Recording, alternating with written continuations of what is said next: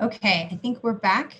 And Jason, we are live, is that correct? Yes, sorry, go ahead. All right, so take two, everyone. Just a quick glitch. This is, we're starting again on our community conversation event. Conectaremos julio 23, traído a ustedes por Departamento del Condado de Marin. Estaremos revisando el coronavirus y el incremento de casos que han ocurrido en lo que es en el canal de San Rafael, en la comunidad latina. Esta área sirve una área como para personas que son trabajadores y son esenciales para la comunidad de Marin. Trabajadores de gasolinerías, tiendas de autoservicio.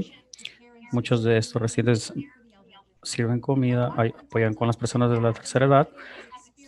Y vamos a compartir lo que la comunidad ha experimentado y cómo esto ha afectado al coronavirus en nuestra comunidad. Como recordatorio, ustedes pueden encontrar la última información del coronavirus y todo el condado de San Marin entrando al siguiente www.coronavirus.marin.org. Adicionalmente, usted puede inscribirse para recibir información diaria de cómo el condado de Marin está respondiendo a la pandemia. Recuerde, también usted puede ingresar a marin.org. Igualmente, también puede enviarlo por texto al 46111 Marin COVID. Bueno, los tenemos panelistas el día de hoy del condado de Marin. Tenemos a la doctora Santora, que sirve como oficial público. Adicionalmente, tenemos a Omar Carrera, Chief Executive Officer, my apologies, Omar, for the Canal Alliance, and who helps serve approximately 4,000 clients a year in the Canal neighborhood. I'd also like to welcome Jenny Greenway, who is a nurse practitioner from Marin Health Mobile Care Team. And rounding out our panel is Dr. Melanie Thompson of Marin Community Clinics, who has served as the organization's regional medical director since November. As usual, we're going to start with a brief update from our panel and then dive into some of those questions that were submitted by you, our viewers, just before the event. With that, I'm going to go ahead and turn it over to Dr. Lisa Santora to start off today's program. Dr. Lisa? Thank you, everyone. I'm going to start by sharing my screen, which I hope you all can see. But before I proceed, I just want to address that this is a significant challenge in our community. As many of you know, there are deep racial inequities that Marin County faces, and these racial inequities are built on systemic and long-standing racism in our community, and it creates tremendous disparities that affects our ability to meet the needs of our most vulnerable populations. And that's why we truly depend on the partnerships that we have, that we're presenting to you today, to strive to meet the needs of our community and to learn from the community how we can do better. And so we are always learning on how we can improve, but there's tremendous barriers to overcome. And the data that you're going to see today that I'm going to share with you will be a demonstrative of the racial inequalities that persist in our community and the unfortunate outcomes that we're seeing because of those inequalities. And so I'm really feel privileged to be part of this conversation. And again, looking forward to learning from the panelists and hearing from the community as we move forward in our pandemic response. So just jumping forward, and this will be a short presentation because I really want everyone to have an opportunity to hear from our panelists. Where we stand today, we have over 45,000 persons tested in the county. These are big jumps. Testing remains a top priority for us. And we've launched new testing yesterday where we are contracting with Color, which is offering now rapid turnaround in testing results. I just received notice in less than 24 hours of a result that was tested at our county site. So this is a significant improvement for us, and that will help expedite our response and our ability to provide the containment measures that are necessary to slow the spread of disease in this community. We are now over 2,400 cases. This is a day old of COVID-19 in our community. Fortunately, we're seeing many are recovering. We are still under 100 hospitalizations. So we're seeing a shift in how this disease is affecting our community, where we're seeing more mild cases and many asymptomatic cases. But again, this is something that we still need to focus on as we are all vulnerable to COVID-19. And this is where the story begins for us today, is where we're seeing significant disparities now in the prevalence of COVID-19 in our community. So you see our population is 71% white, with the Latinx community representing around 16% of our population. But as you shift to the next slide, you'll see that now we have almost 80% of our cases of COVID-19 are among the Latinx community of Marin County. And again, that is driven primarily by income inequalities, where we have crowded housing situations that make the transmission of COVID-19 move more rapidly, accelerate in communities like the Canal area of San Rafael. We're also seeing a shift of this disease in the hospitalizations. You'll see now more than 50% of our hospitalizations are among the Latinx community. Where there is a difference is you'll see in the deaths, and that's because there's a disproportionate number of deaths due to COVID-19 in our nursing homes or our residential care facilities for the elderly. This disease obviously affects those who are older more significantly, and those who are living with chronic diseases and other complicating conditions.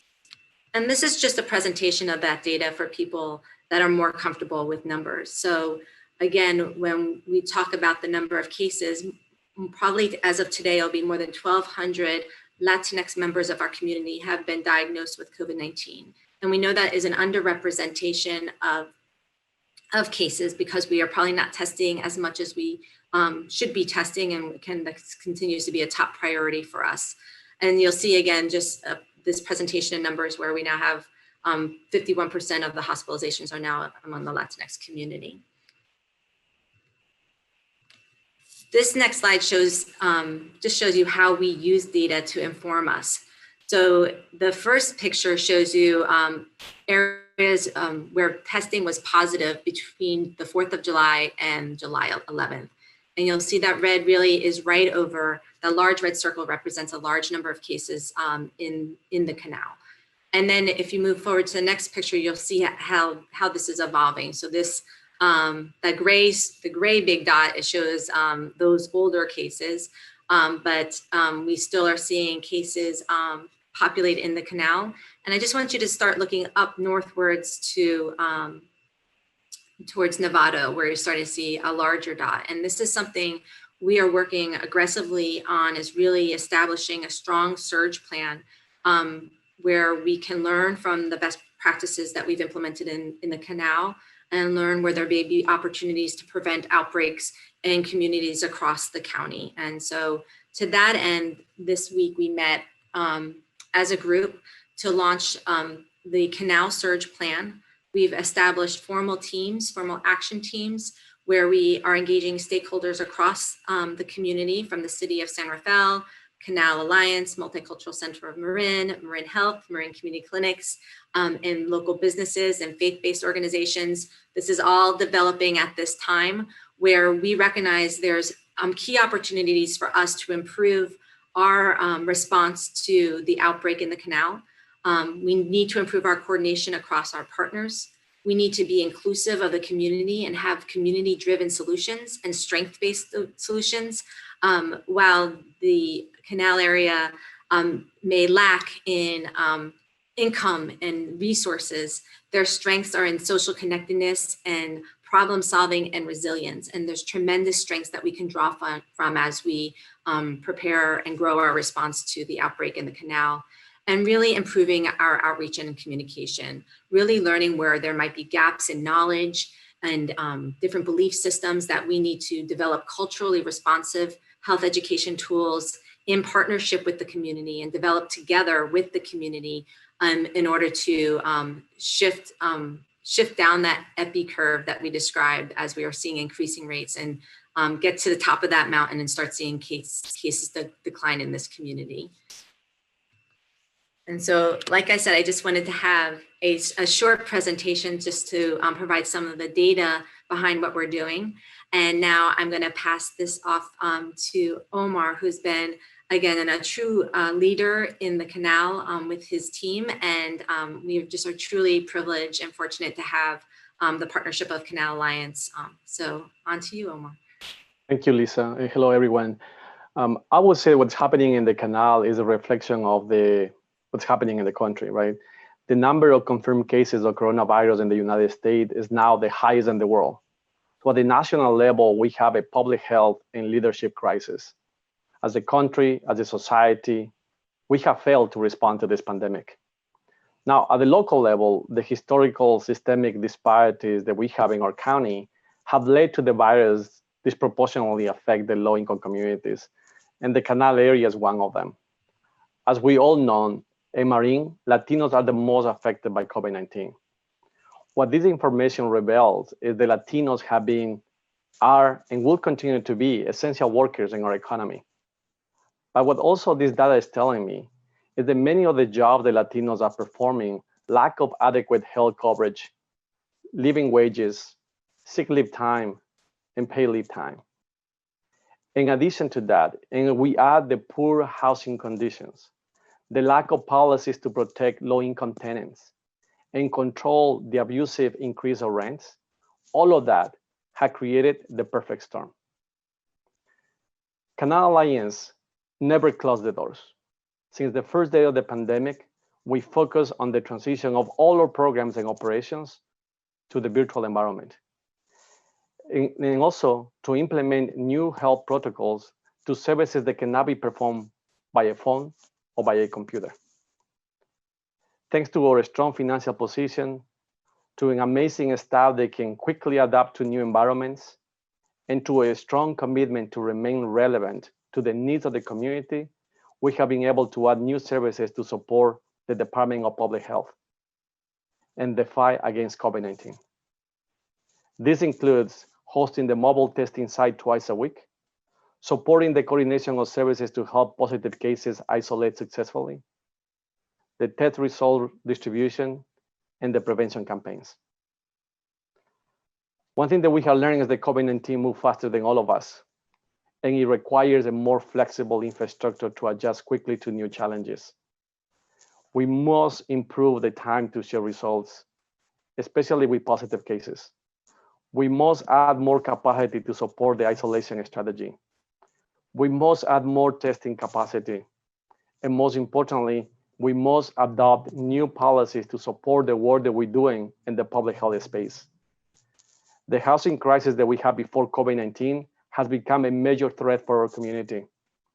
The eviction moratorium is not enough. It helps, but it doesn't solve the problem.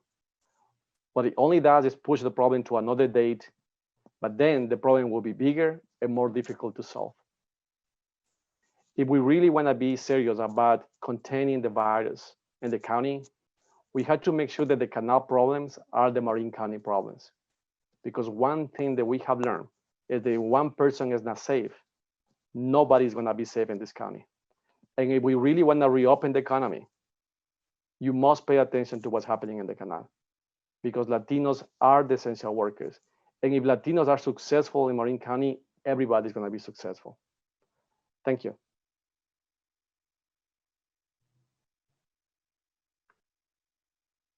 All right, and with that, we'll go ahead and transition over to Jenny Greenway from Marin Health's mobile testing team. Hi, everyone. So I'm the nurse practitioner for the Marin Health Mobile Care Unit, is what we call ourselves. And we started off in March, and it sort of, the inception was that we realized that skilled nursing residents and all congregate living residents were particularly at risk. Bueno, muchos de nosotros estamos It en riesgo. required, and so we formed a team of 2 physicians and myself And we started off doing testing at all the congregate living facilities in the county. And about a month or two in, and it's great that, we felt like we've been mitigating outbreaks in these facilities, and they really, needed us. And then we realized that it wasn't quite enough, that we really needed some more presence in the community. The outbreaks in the canal were really creating hospitalizations and outbreaks in certain areas, and widespread, coronavirus spread in these areas. So, we teamed up with the Department of Public Health, talked about, how we can help. So we had our first day at the Canal Alliance maybe 3 months ago. I don't know, Omar can tell us, but and the first day was, 60 people. It was small. And then he successfully got the word out, and we would pop up our tents and register people, and we would see people walking by and looking, and, standing outside their apartment buildings, wondering what's going on. And then eventually there were hundreds of people wanting to get tested, bringing in their family members, coming back the next time and bringing other members of their family. And at this point, there's such a demand that we start having to turn people away at like 11 a.m. And, we test at 1. We've increased the capacity to 120 and hopefully more than that every time that we visit the canal. And we started increasing hospitalizations of these residents of this area, and realized that we were still missing something. We were missing a big part of the testing was not enough, is what I'm trying to say. We were having lots of positives coming out of this area, and the results were not coming fast enough, and it was just spreading, and people landed in the hospital. And what we realized is that this population doesn't have primary care. A lot of them don't have insurance. A lot of them are undocumented. A lot of them are afraid. And what we decided to do was team up with Marin Community Clinics to try to get them set up with primary care, try to do symptom checks. We now have a second table that has somebody from Marin Community Clinics checking temperatures, checking symptoms, making sure everyone's educated on, what to do if they're positive, et cetera. And so we finally feel like we're taking care of these people, and testing, definitely isn't enough. And we now feel like we have this partnership, and we can now prevent hospitalizations and have follow-up. And we really hope that this is gonna grow and really make a difference in this community. And thank you to Omar, because he's just great. We have such a good relationship with him. Great. Thank you for that perspective, Jenny. And now I'm going to turn it over to Dr. Melanie Thompson. Seems like a natural transition, so thank you for that. So over to Dr. Melanie Thompson from Marin Community Clinics to add some of her perspective. And Dr. Thompson, I'm so sorry, I think you're still on mute.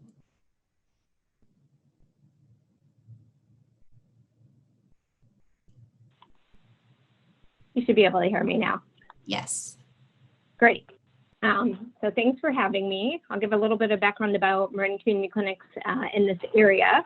We are a large federally qualified health center that primarily serves about 38,000 patients, 16,000 of them who reside here in the Canal area. We early on realized that we were going to have to make a change to telemedicine and still continue to serve our patients in this area that we know has been disproportionately affected by COVID. And we have a longstanding partnership both with Marin Health and with Canal Alliance and to the county. And so what we have learned, I think, in the last several months is how important this concerted effort is around continued collaboration and coordination to care for our patients. We have a health hub that we run on Wednesdays and Thursdays across our 2 sites. And we've seen an increase in the number of families that we have had to serve to provide them with much needed food. So, prior to the pandemic, we served a little more than 350 families. And since the pandemic has started, we are certainly serving close to 600 families a week. More recently, we've increased the capacity for testing, which we all know has been an issue. So we have a respiratory clinic that we run 5 days of the week across our sites, both in the Canal area and in Novato. And one thing that we continue to be challenged with are those results for testing. So I think all of us are realizing that we can certainly do the testing, but getting the results to our patients and giving them much needed information around quarantine and isolation remains a challenge. It certainly is contributing to the spread of this disease. So we're certainly hopeful that with these partnerships, we might get some access to more rapid testing results so that we can really make a difference and impact decreasing the spread of the disease. We're very, very excited to continue this partnership with Canal Alliance and with Marin Health, and certainly with our county public health officer, who's been amazing. It's really been amazing to work with everyone and see the call to serve this community. Great, thank you, Dr. Thompson. And with that, Dr. Lisa, did you have any other closing remarks you wanted to provide? I just think that everyone shows that we are challenged by a very complex context for fighting a pandemic. And when we are dealing with systemic racism, social injustice that leads to tremendous gaps in income, housing, and self-sufficiency. And our mission in Marin Health and Human Services is to increase the self-sufficiency, improve the health, well-being, safety, and self-sufficiency for all in Marin. And as Omar eloquently stated, we need all in Marin to be healthy, and we depend on everyone as we navigate through our days. And until we can have access to healthcare for all and safe housing for all, we will always be challenged by emerging issues like COVID-19. There'll be something years from now. So I think this is an opportunity, and I look at children today and see them as our next greatest generation who can lead us in building a more equitable, sustainable, and resilient community. And in addressing these complex challenges, I think what you've heard here today is it takes partnership, it takes coordination, and it takes listening to the community and hearing their voices and being responsive, which is challenging for government to do. So we are truly appreciative at the county for the adaptability and the swift action of our partners, and have deep gratitude for that. There is still so much more to do, and we'll have our question and answer session, because I think you'll see we are only at the beginning of this, I see, in many ways. And again, I see this as an opportunity to galvanize our efforts to build a better community for all in Marin. So thank you, everyone. And now I'll throw it back to Lainey for the Q&A session. Awesome. And for those of you who are watching and maybe joined us a bit late, this is our community conversation event hosted by the County of Marin and Marin Health and Human Services. And we are joined today by Dr. Lisa Santora, who is the Deputy Public Health Officer for Marin County. Also joined by Omar Carrera, CEO of Canal Alliance. Jenny Greenway, who was with us a bit earlier and hopefully can connect back in. She is with Marin Health's mobile care team. And finally, Dr. Melanie Thompson, Regional Medical Director for Marin Community Clinics. I also want to take a minute and thank everyone who submitted questions in advance of the event. We're going to do our best to get through as many of those as we can. So with that, I will go ahead and get started. So the topic of testing came up earlier, and obviously Jenny spoke a bit about that in terms of her work with Marin Health's mobile care team.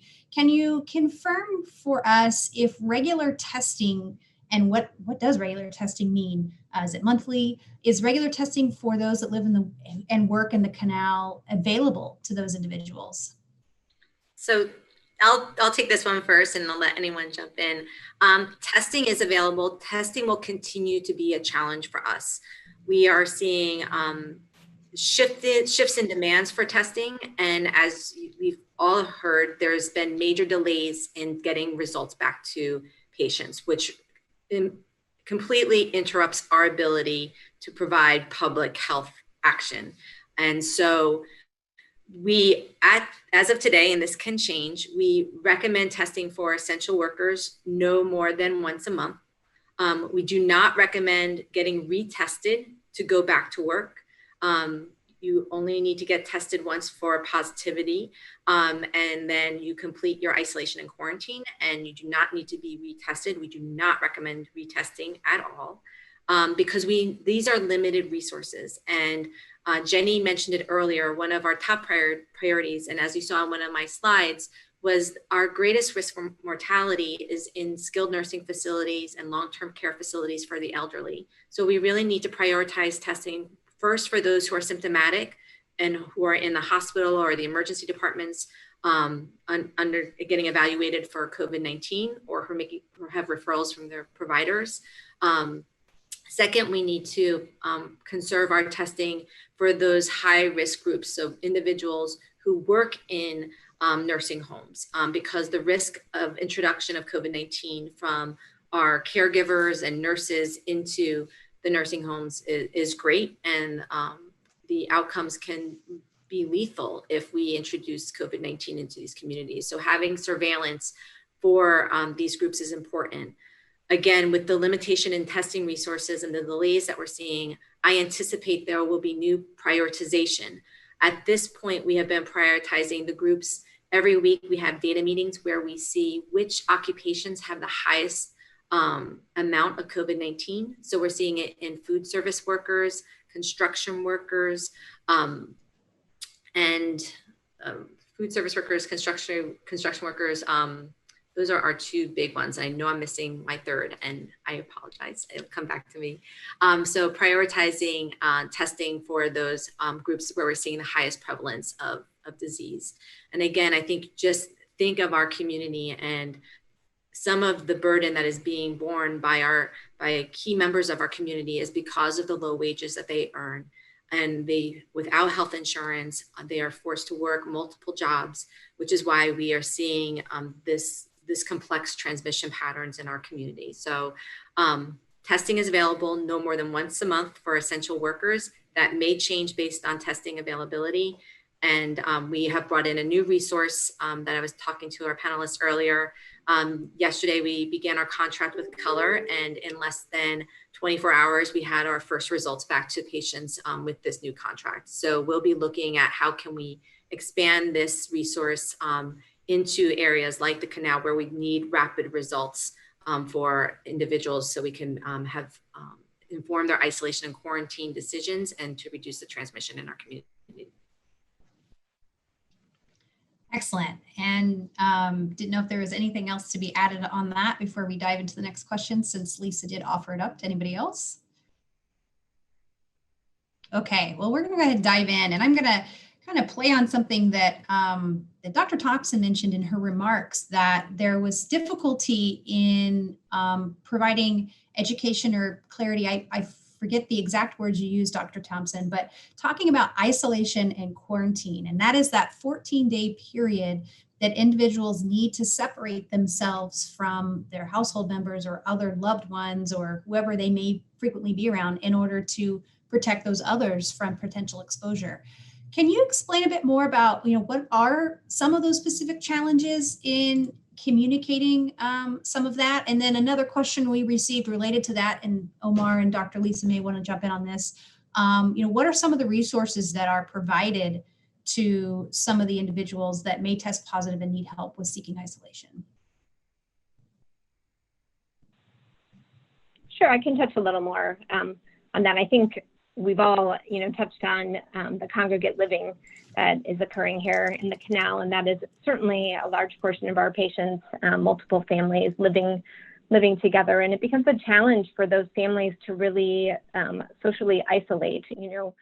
I live in a house that has 2 bedrooms, and and 2 bathrooms. But many of the families that I take care of, don't have that luxury. And so really trying to get them to be able to separate or stay in a separate room is really not an option for them. And though we have resources here in the county, that's difficult for them to think about separating from their family. If they have small children who are potentially positive, it becomes difficult. I talked with one of my patients yesterday, who is the sole worker in his family. He is the only one who is bringing in any income to pay the rent, and his 20-month-old was positive for COVID. And what he was telling me over the phone yesterday was, in reality, he was not able to socially isolate. They were wearing masks in the house, but his 20-month-old wanted to be with his family. So he is, climbing in bed with his parents. And that is just a challenge for us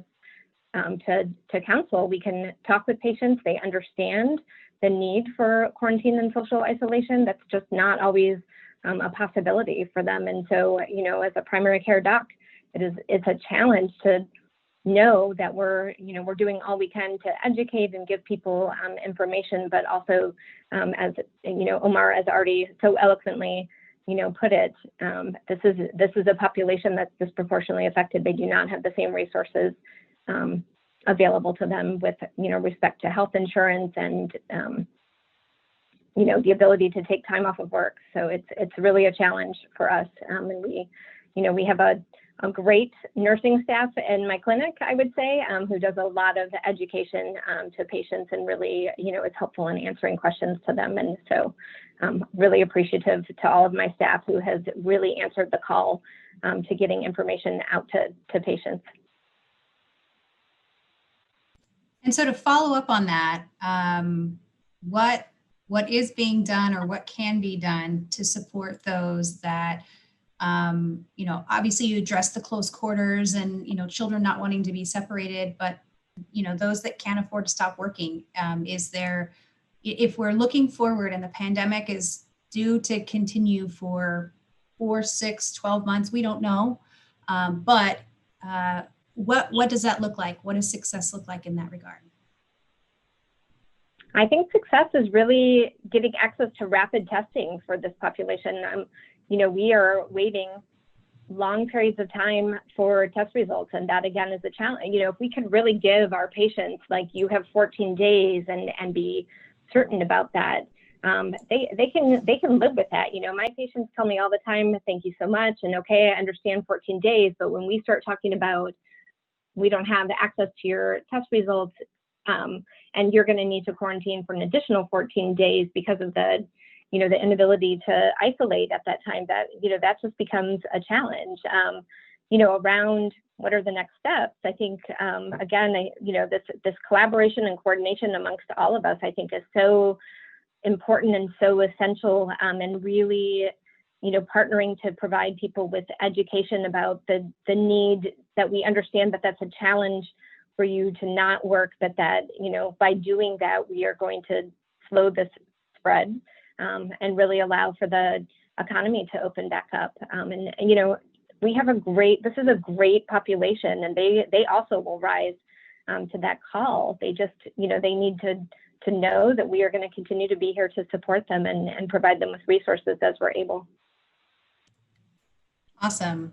Thank you for that clarification. Omar, maybe I can jump and then describe some of our supports, and then you can describe some of the opportunities for expanding those supports. So the county is offering isolation in a hotel to families that test positive for COVID-19. As Dr. Thompson described, that's a hard decision to make based on the social supports that many depend on for their health, well-being, both physically, socially, and mentally, to separate from your families. And so it's an additional burden because of your income, that you don't have extra room in your home to isolate, to go to a hotel. But the county is funding hotel rooms for isolation, and also funding disaster relief for individuals who can't work because of a diagnosis of COVID-19, and providing supports, for example, additional food delivery into home or diaper delivery to try and to support individuals maintain isolation and quarantine. But it is challenging. We've seen sometimes the harms of being separated from the family greater than the risk of the disease itself. And I know that might be hard for some people to believe, but we've seen COVID positive pregnant women discharged from the hospital and separated from their family supports as they're nurturing a newborn child. And that's that can be worse than having exposure to COVID-19, which seems, I know, hard to believe, but it is. The absence of disease is not the only definition of health. It's also being fulfilled emotionally, physically, spiritually, and socially. And so that's something as a community we have to work together to adapt to COVID-19. So I'll end there and let Omar maybe reflect more on the supports, because we really have relied on Canal Alliance and Multicultural Center of Marin and other community organizations to enhance the supports for individuals in isolation and quarantine. Yeah, so quick disclosure, I'm not an expert on public health, but I bring a very deep understanding on poverty and how poverty affects people and make everything, even the simplest task, a very complicated task to achieve. We heard today the testing capacity is a challenge. We also heard today there is an opportunity to improve the timing and test results. So those I'm very hopeful and optimistic that might get fixed. But then we go to the other part that is more complicated to fix. You know, you have families that are sharing homes, but the reason why they're sharing homes is not because they choose to share homes. They're sharing homes because there is no rent control. They're living in market rate housing. The Canal neighborhood is a low income neighborhood, but it's market rate rents. So those are the realities and the pain points that we had before COVID-19. So we really need to understand that is the big part of the problem. So if we have limitation on testing capacity and one person tested positive who lives with other 9 individuals, we could assume that everyone in that household is positive. And let's assume that maybe 60% of all the adults are the ones going to work to provide support to the rest of the families. So can we quickly just jump to provide the income support and the hoteling to all of them, keep families together, but in different hotels or different places, and quickly contain that? Are we ready to do that? I have raised the question before. We have one hotel, I believe, Lisa, you can correct me, that is partnering with you guys in Novato. We have no hotels in San Rafael. So there are businesses that prefer to have empty buildings than join us in this battle. And they still don't understand that we need to respond collectively to this issue. This is not about an issue of public health department in the county. This is not about only the Canal organizations or the Canal neighborhood. This requires a countywide response. And I don't see that. So I'm not too optimistic that we're gonna be going back to kids in schools, reopening the economy. I'm not that optimistic. I was not optimistic when we reopened the economy in the first place. And I raised that question to leaders and the business community that you are forgetting one of the most important things that any economy has is people. You're not taking care of the workers. And by you just putting pressure on the workers to go get tested and do not come back until you have a test that is negative, that is an irresponsible thing. And we also had to remember that many of the Latino workers are providing support to not the traditional business that we know. They're providing support to households, taking care of kids, cleaning their homes. And those individuals have chosen not to continue paying for people to stay home, to shelter in place, and protect their own families. So it's a complicated issue. The testing, I think testing perhaps can be resolved. Sharing the results perhaps can be resolved. But these other inequities, it will require a countywide response. And it requires that all elected officials to be bolder, to come out and start thinking about unpopular policies to support the work that we're doing at the ground level. Thank you for that perspective, Omar. It was very, very helpful to understand that side of it. Given that, Dr. Lisa, I don't know if you want to answer this from an epidemiology standpoint. Are the individuals in the canal who are contracting the virus, is the outbreak at a point where, because of the extreme concentrated living situation that residents are experiencing, that they are unfortunately contracting it within their own homes, within their own neighborhoods, or are there still situations where they're being infected as a course of their work, whether it's at the grocery store or at the office, taking care of a kid that may be infected, who knows? Do we have that kind of data available to clarify that? Yes, we do. Most of the transmission is household transmission. As Omar described accurately, we can expect at least 60% of any household after will test positive. And so we are looking again at exploring our own policies and having a presumptive positive status to allow someone to qualify for the disaster relief payment. And so that's a process that we're working on. That's common for doctors to have a presumptive diagnosis, and a presumptive diagnosis should result in people having access to the supports they need to maintain that isolation and quarantine. So we're working on that. The exposure that we're seeing primarily in the occupational setting is driven more by individual behaviors. It's not uncommon on the sites that I described, construction sites, food service sites, for there to be smaller break rooms, for there to be people having breaks even outside, but being less than 6 feet together and in eating together.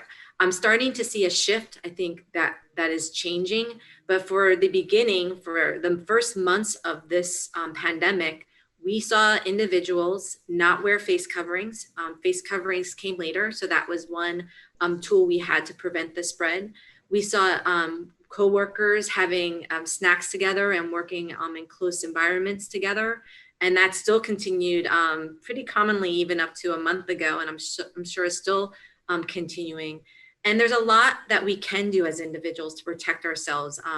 Jenny and her team go into outbreak settings where there's COVID positive patients and they're having close contact with COVID positive patients, but they practice protective behaviors and use the appropriate personal protective equipment to prevent the spread.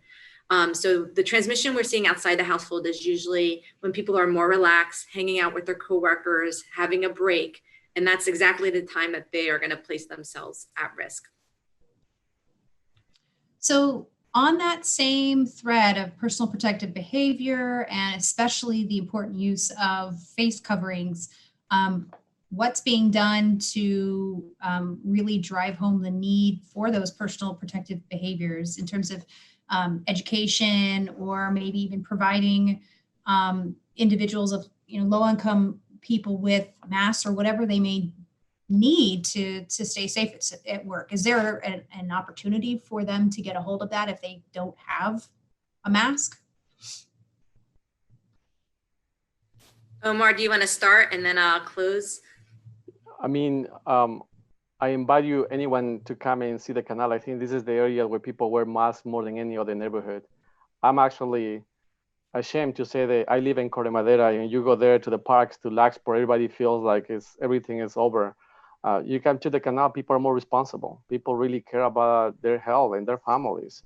So yes, that was the need in the beginning, providing supplies and masks. And we continue to do that across all the nonprofit partners here. I won't say that we don't need that. All I will say that that's not necessarily a major problem here.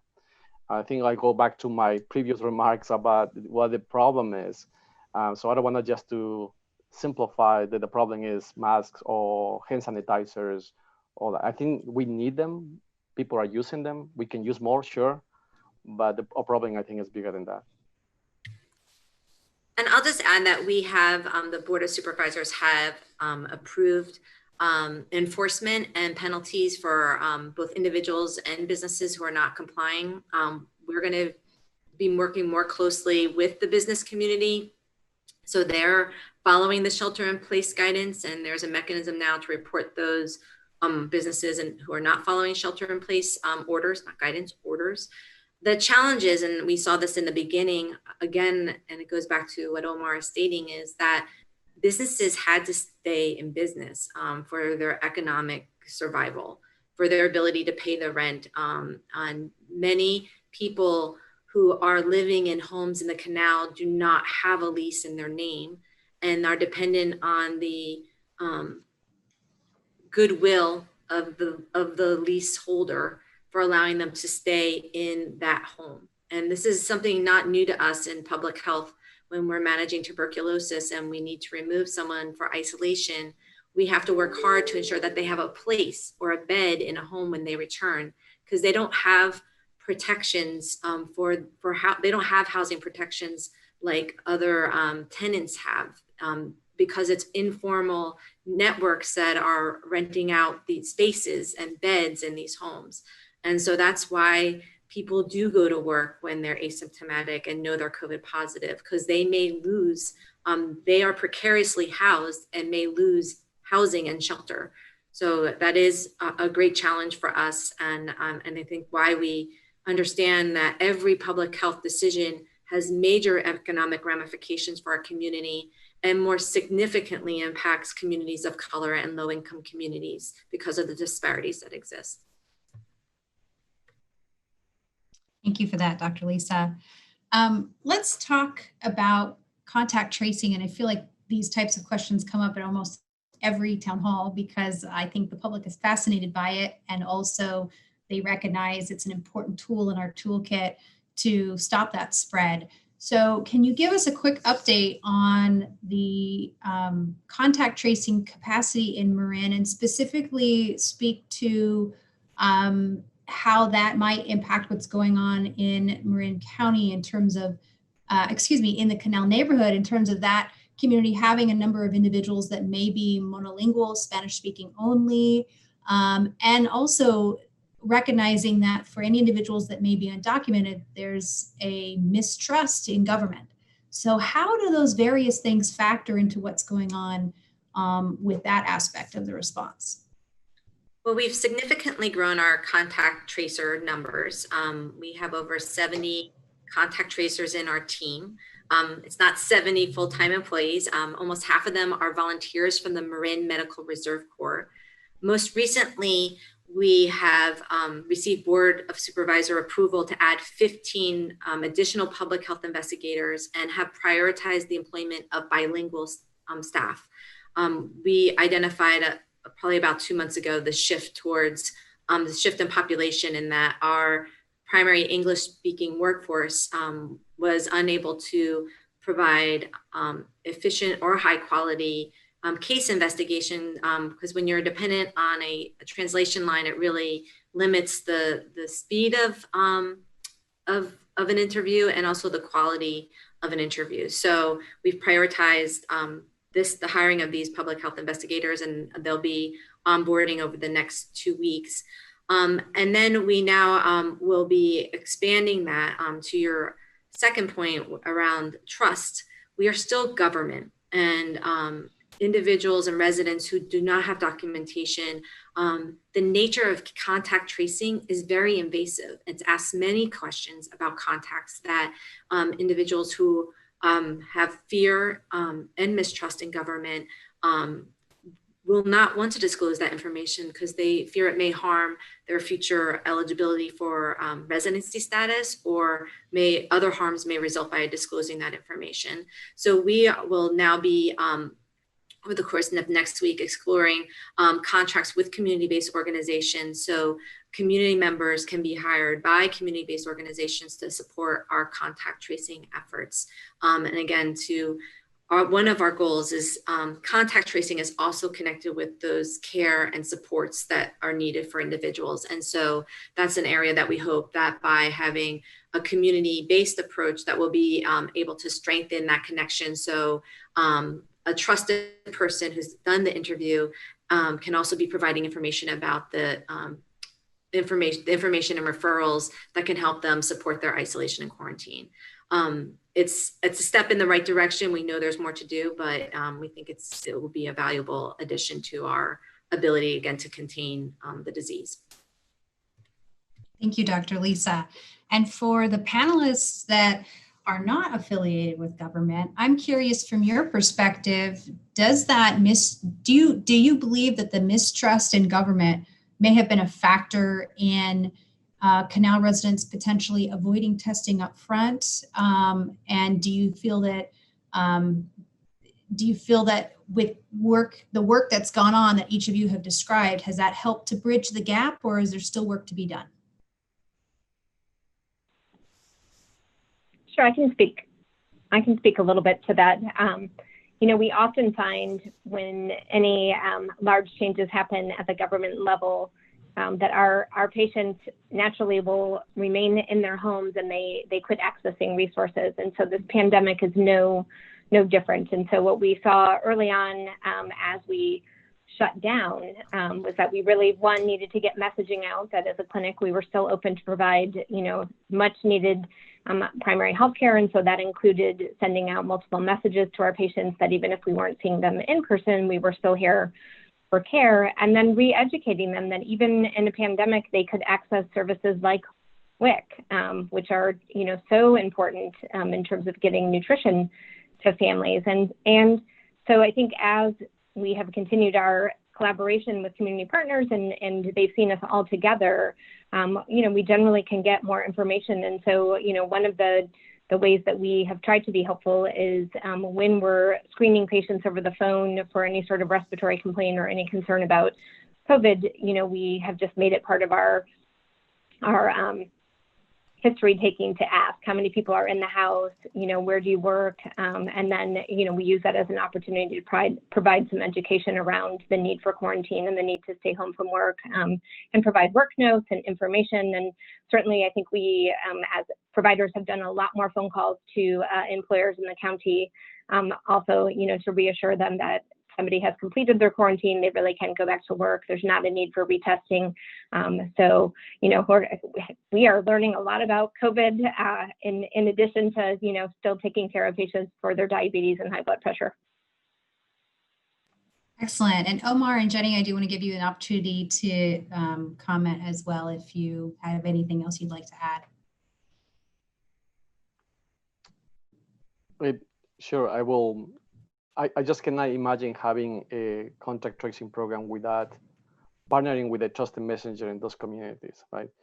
I think you say it right. You know, people don't trust in government, and we have been living 4 years of hell, and potentially it's going to be 8 years of hell. You know, we have a government that have been criminalizing the immigrant community, have been persecuting the immigrant community. Of course, they don't trust. They didn't trust before COVID-19. And if you add a pandemic on top of that, it makes more complicated. So I can just even imagine having a tracing program without engaging the trusted messengers in those communities that you're trying to reach. Because there's multiple levels of translation, right? It's multiple levels of understanding that you have to bring, the language understanding, the cultural understanding, but also the neighborhood understanding, the dynamics, the limitations, the challenges. And by hiring people from that community, they not just understand, they actually live in it. When you say someone, you know, getting testing positive and they know what it is to live with other individuals, they are the ones that are going to be guiding others, other community members, neighbors, family members, and how to stay safe and how to contain this virus. So I really applaud the effort from the public health department to take this partnership to another level. I know Canal Alliance is going to be part of that, and I'm looking forward to support that effort because I think that is what needs to happen.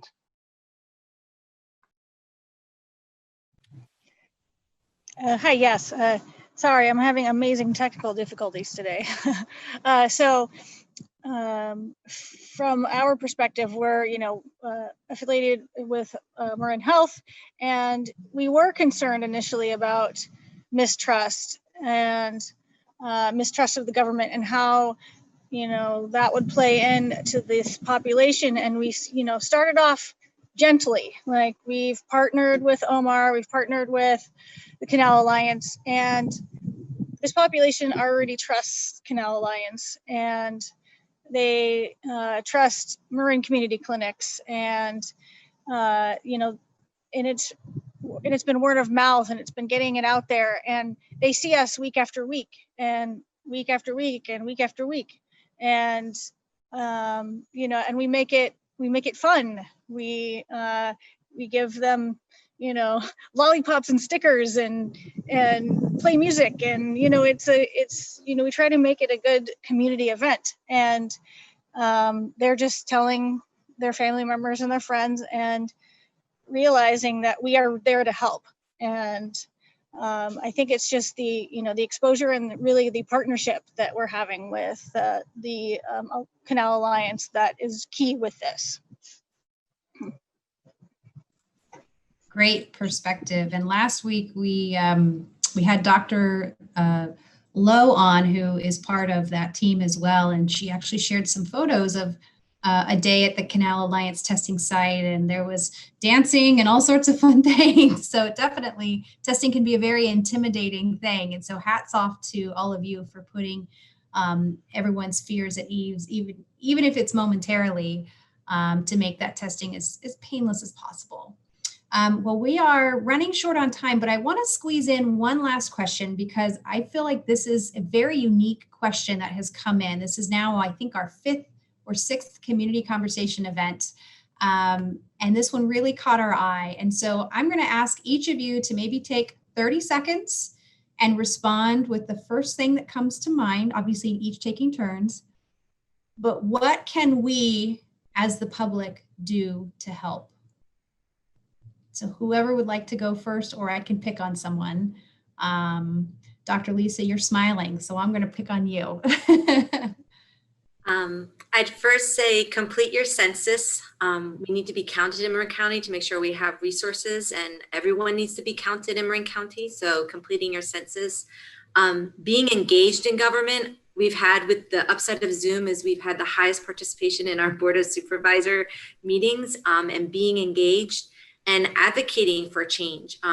We all of us allow the conditions to continue in the Canal, in areas across our county, areas across the state, where essential workers do not have essential benefits of their work. And so being engaged, advocating for change, and being present and volunteering. We have a lot of help is needed. So be part of the change you want to see. So volunteer, complete your census, participate, and advocate. Thank you, Dr. Lisa. Omar, would you like to go next? Sure, thank you. I think just a call of action around all of us to make sure that we work together for the common good. We are not going to leave this crisis unless we all are working together. So if you have donated money, donate more. It's amazing organizations in the county that are doing this work. So this is the time to do that. If you already are volunteering, volunteer more. If you already are contacting your elected officials to advocate for more equitable policies, this is the time to keep calling them. We do need support at the policy level. I cannot imagine doing this only by providing services and financial assistance. We do need policies in place. So please call your elected official and ask the question, what are you doing to help these communities, to help the county to successfully reopen the economy in a more humane way? So thank you for the invitation. It has been a great conversation. And unfortunately, I think we lost Jenny again to technical difficulties. So with that, Dr. Thompson, would you like to add your comments on that? Oh, I'm so sorry to interrupt you again, that darn mute button. I certainly will echo both Dr. Santora and Omar's comments about being engaged and voting. You know, we are all part of this community, so we are watching a small portion of our community be affected, but the effects on the larger community are great. And so we need to stay engaged. We need to, know who your public officials are and donate, because we're all here and we will continue doing the work with whatever limited resources we have, and that we will keep showing up. Thank you for that. And with that, we're going to go ahead and wrap up. Although I wasn't asked, but I'm going to add my 2 cents as well to just say personal protective behaviors go a long way. So for anybody watching, remember face covering when you're outside and around anybody, maintain that physical distance. Hand washing may seem like the simplest task, but they do make a collective difference.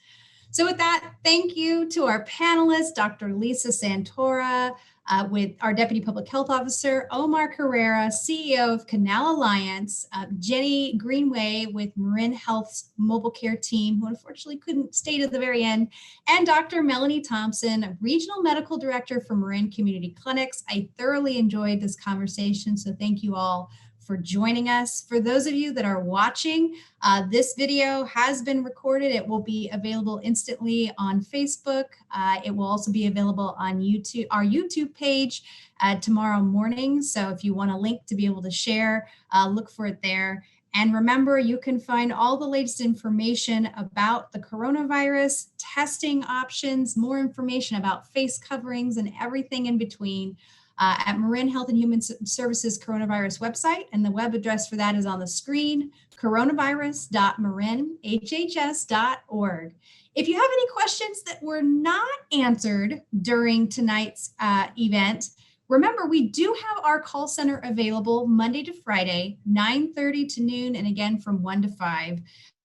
We have a wonderful team that would love to help find the right answers, or excuse me, the right information to answer your questions. And you can reach them by calling 415-473-7191. Again, thank you everyone for watching. We look forward to having another community conversation with you soon.